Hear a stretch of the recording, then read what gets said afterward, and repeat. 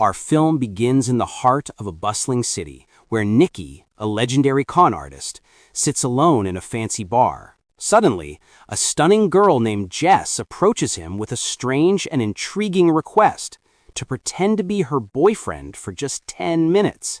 Someone had been staring at her and she wanted to get away from him at any cost. But those 10 minutes quickly turned into hours, spent in endless conversation, as if they had each found what they were missing in the other. At the end of the night, they found themselves in his hotel room.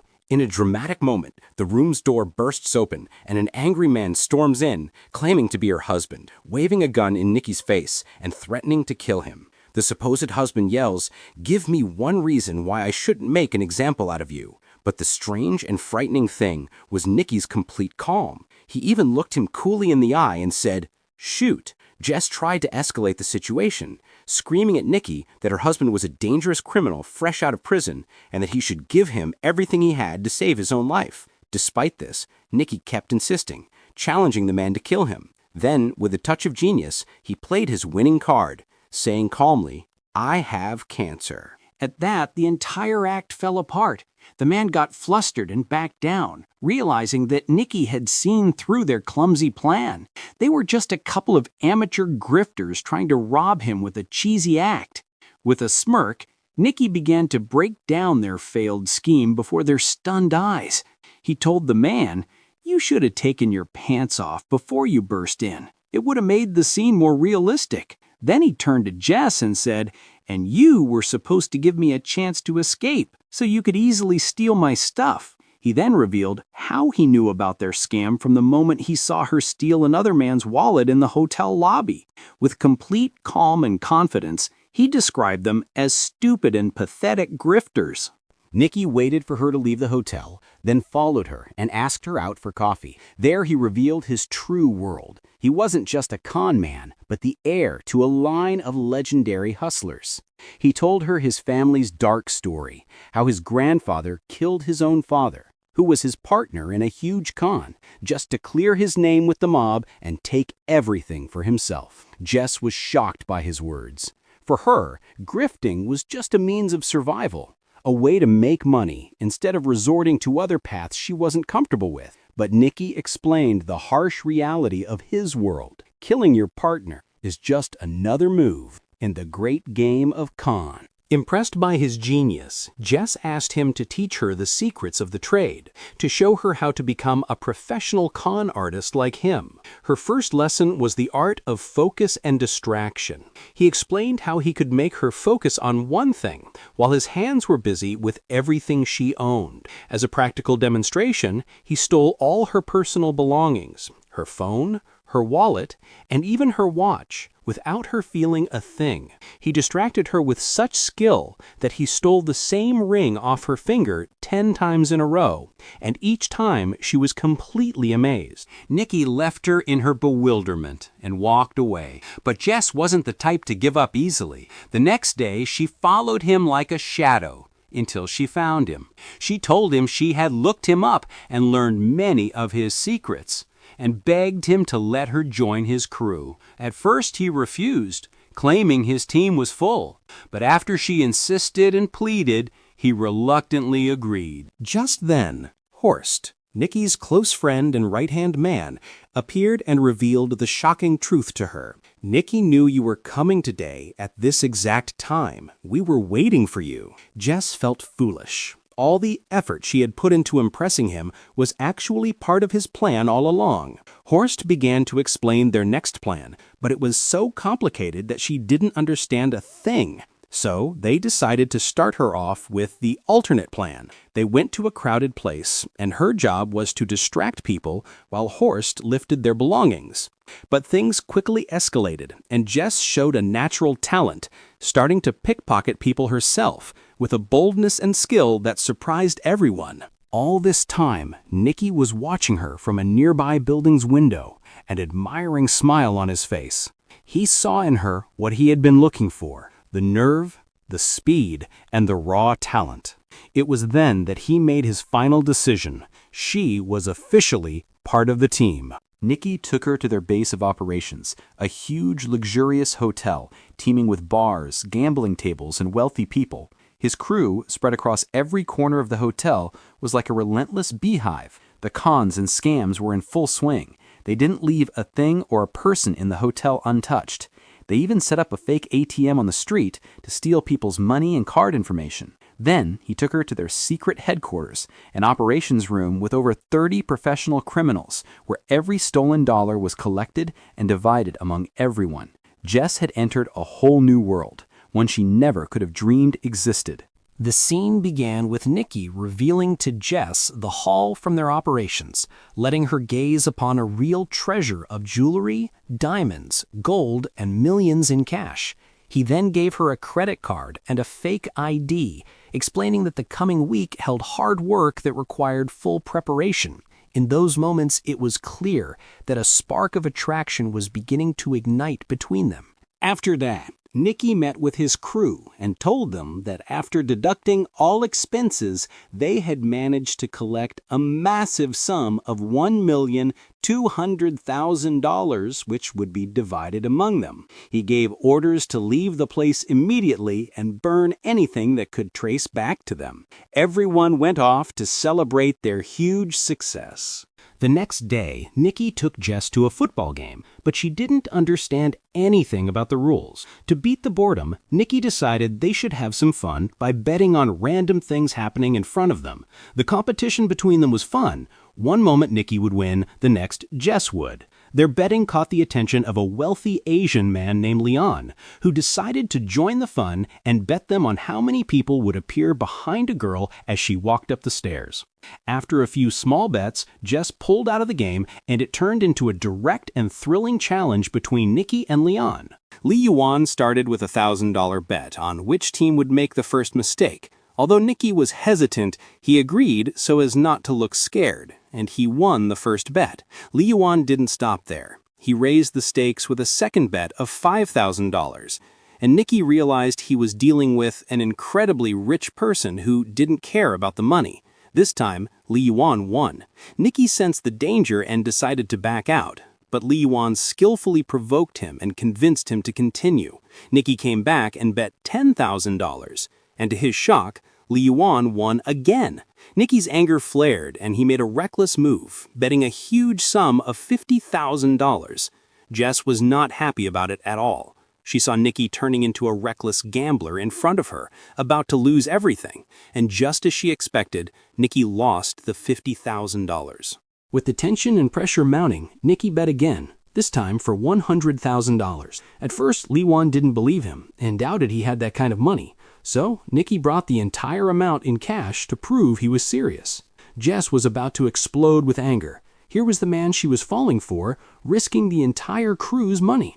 And then, another disaster struck. Nikki lost the $100,000 in every bet against Li Yuan. Jess begged him to stop and for them to leave immediately. But instead of listening to her, Nikki went back to Li Yuan and made the craziest move of all. He bet all the money they had, the entire $1,200,000.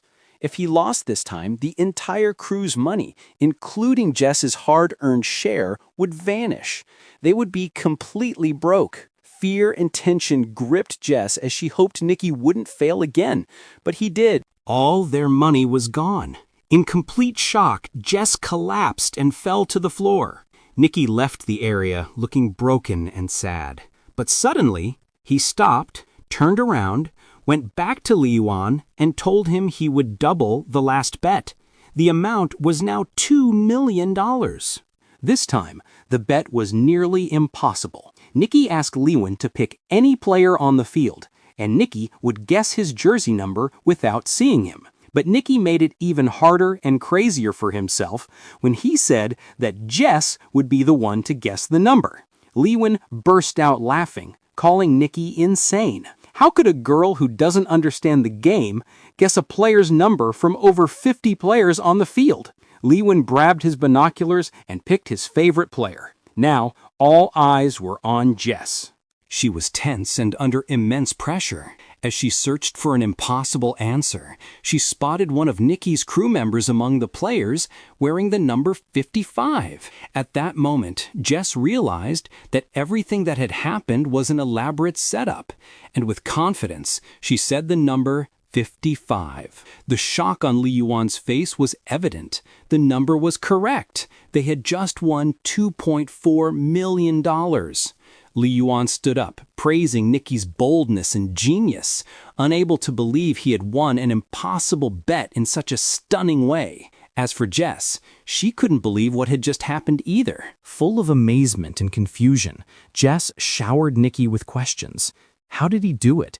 How did he force Li Yuan to pick the number 55 specifically? Nikki began to reveal his devilish genius, explaining that it wasn't a coincidence, but the result of a meticulous plan. They had spent an entire day programming Li Yuan's subconscious to be associated with the number 55. At first, Jess didn't understand. So Nikki explained in detail how, from the beginning of the day, they had been repeating the number 55 everywhere Li Yuan went until the number was imprinted in his mind without him realizing it. The person who opened the hotel door for him was wearing a medallion with the number 55, and everywhere he looked, there were hired people holding signs with the number 55. They worked to associate the image of Nikki's friend, the one with the number 55 jersey, in Li Yuan's mind to make him seem familiar. On top of all that, the music playing in the hotel during his stay had subtle references to the number 55. This way, when Li Yuan looked through the binoculars, the player's face and number would be the only option that felt familiar, so he would choose it without hesitation. Then, Nikki revealed her role in the plan, saying that her complete ignorance of what was happening was a key part of the operation's success.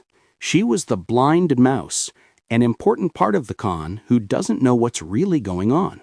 Her innocence and natural reaction were what convinced Li Yuan that the whole thing was a stroke of luck. And there, at the height of his victory, Nikki coldly told her that her job was done. He gave her her share of $800,000 and ordered the driver to drop her off at the airport. Jess was heartbroken and started to cry. She thought what they had was deeper and more than just a con for money. 3 years later, we find Nikki in a meeting with Raphael, a wealthy businessman and owner of a racing team. Raphael owned a secret device called EXR, a piece of technology that guaranteed him a win in any race, to the point that competitors were willing to die to get it. But with a crucial race approaching, Raphael didn't want to rely solely on his device. So he devised a plan to hire Nikki to pose as a disgruntled engineer and sell a fake version of the EXR device to his arch-rival McKean.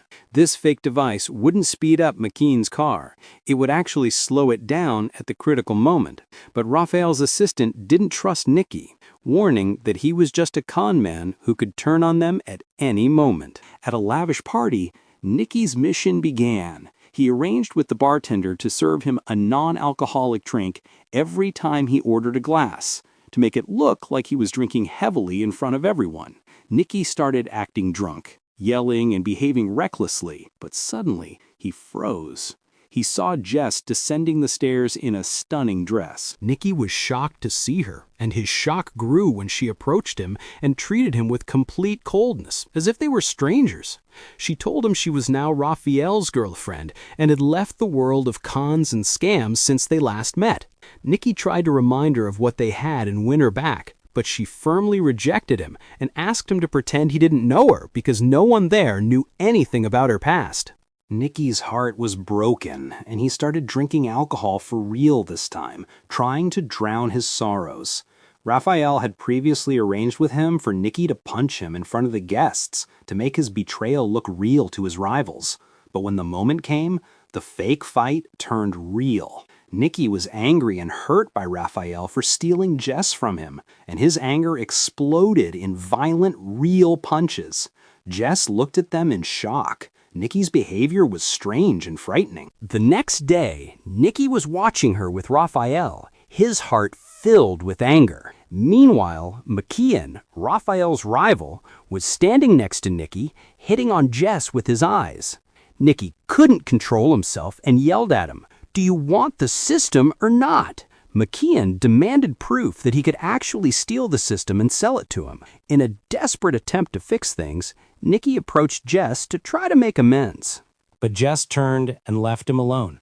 Nicky didn't give up. He sold the fake EXR device to McKeon and his team, who tested it and fell for the trick completely, agreeing to pay 3 million euros. After securing the deal, Nicky managed to lure Jess to an isolated place where he begged her once again to come back to him. But she sadly told him that she had thought about it for a long time, and the only conclusion she came to was that she couldn't go back to him. She apologized, then left, leaving him broken. Nicky decided to resort to his last plan. He sent his close friend Farhad to meet Jess. As soon as Jess saw him, she was happy. Farhad was a dear friend she hadn't seen in a long time. Farhad began to tell her how her absence had made Nicky lose his mind and how she was all he could think about. He asked her to give him another chance, then gave her a necklace Nicky had bought for her and kept as a gift since the first day they met. Jess was touched by this gesture and agreed to go back to him. When they met again, Nicky told her he had completely changed from before, that he had tried to forget her and start a new life, but her sudden reappearance made it impossible for him to move on. But strangely, she cut him off, saying she couldn't go back to him, then got up from the table and left. When Nicky returned to his hotel, dejected, he found a surprise. Jess was waiting for him in front of his room, crying. She told him she couldn't stay away from him and that they would get back together. At that moment, Nicky told her he was leaving the country that night and asked her to come with him. But suddenly, there was a loud knock on the door. It was Raphael's assistant who barged into the room, suspecting Nicky was up to something. Jess tried to hide so he wouldn't see her and rushed to the balcony. The assistant suspected someone was out there and went to check, but strangely, he didn't find anyone. Later, Nicky met with McKeon and his team, who were very happy, and they handed him a briefcase with 3 million euros. But the biggest trick no one knew was that Nicky didn't sell them the fake device, he sold the real one. And he didn't stop there. He sold the original device to 9 other rival teams, collecting a massive sum of 27 million euros. He did this so that no team would have an advantage over the others, bringing the race back to fair competition. When Nicky returned to his room, he was surprised to find that Jess wasn't there, and he found a message from her telling him that his cover was blown and he needed to escape immediately. But he sat there sadly, and when he left the room, he found her in front of him. He took her with him, and they fled the city for good. As they were speeding down the highway, their car was hit hard by another car. The driver was Raphael's assistant, who kidnapped them and brought them back to Raphael. Raphael exploded with rage, yelling at Nicky for selling his secret system to all his rivals, making him look like a beginner with no advantage. Raphael threatened Nicky, saying, "Either you tell me how you stole my information, or I'll kill Jess right in front of your eyes." Here, Nicky dropped a bombshell, saying that Jess was the one who gave him the information without her knowing. He explained that when he saw her at the party, he exploited her old feelings for him to use her to get to Raphael's information. Jess felt betrayed for the second time as she heard him call her stupid and how her emotions made her easy to deceive. Then he revealed that he had placed a tiny tracking device in the necklace he gave her, and that device was what allowed him to hack into Raphael's computer and steal everything. Jess was crying her eyes out, but Raphael started laughing mockingly and said to him, "You're a liar." He removed the tape from Jess's mouth, and she screamed that she didn't know Raphael, and everything she did was an act to make Nicky jealous. Nicky went crazy. He realized her reckless plan had ruined everything. Nicky said to Raphael, "I'll tell you the truth, but you're not going to like it." Before he could finish his sentence, Raphael's assistant shot Nicky in the chest. Nicky fell to the ground, covered in blood. Raphael got scared of what happened and fled the scene. After heavy bleeding, it seemed that Nicky was dead. Jess started hitting the assistant while screaming, but he calmly told her, "You're so stupid. I'm his partner." He revealed to her that this was all part of the plan and that the bullet hit him in a non-lethal spot. He helped him up, and Nicky came back to life. And here, the final shock was revealed. Raphael's assistant was none other than Nicky's father, whom he hadn't seen in years. Nicky was angry with him for leaving him as a child, but his father reminded him that he had saved him from a life on the streets and taught him all the arts of con and fraud that he had mastered. In the end, the father admitted that their partnership was fantastic. And with that, the movie ended.